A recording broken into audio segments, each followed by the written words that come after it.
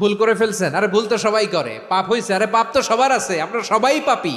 সিজদায় লুটিয়ে পড়ে বিষ্ণুনবী এই দোয়াটা পড়তেন। বনি ইসরাইলের এক লোক 500 বছর আল্লাহর ইবাদত করেছে। কয় বছর?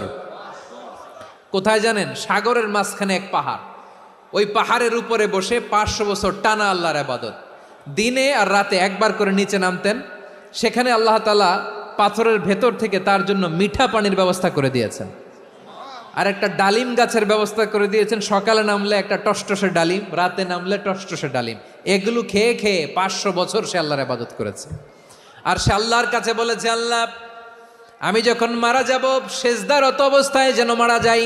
ঠিকই আল্লাহ সেজদারত অবস্থায় সাইয়েদনা আজরাইলকে পাঠিয়ে দিলেন। সেজদারত অবস্থায় লোকটা মারা গেল। 500 বছর ইবাদতের পরে আল্লাহর দরবারে কিয়ামতের কঠিন ময়দানে যখন লোকটা হাজির হয়ে যাবে, আল্লাহ বলবেন, আদখিলু আবদি আল জান্নাতা বিরহমাতি, আমার বান্দাকে আমার দয়া আমার ভালোবাসা দিয়ে জান্নাতে ঢুকায়া দাও।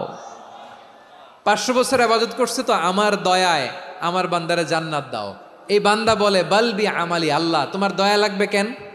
আমি আমার আমল দিয়ে জান্নাতে যেতে চাই। কি দিয়ে?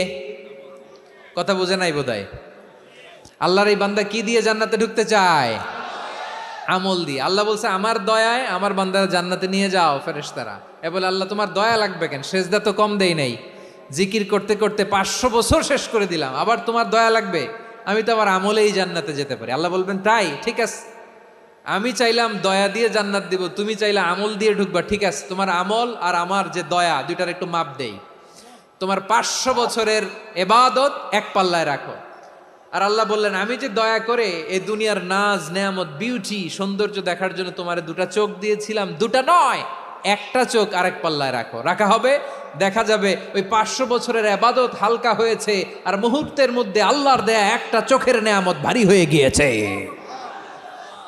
আল্লাহ বলবেন, তোমার কথা মতো মাপ দেয়া হলো, এবার ফলাফল দেখো, হিসাব বলে তুমি এখন জাহান্নামে যাবা, go to the hell fire, যাও এবার জাহান্নামে যাও। মাপ জোখে যখন আসছো আমার সাথে হিসাব ক্যালকুলেশন, যাও তুমি এবার জাহান্নামে যাবা। এবার লোকটা কাচুমাচু করে বলে, আল্লাহ আমি বুঝি নাই, আল্লাহ আমি বুঝতে পারি নাই, খেয়াল করি নাই, তুমি আমারে ক্ষমা করো, তুমি আমারে মাফ করো।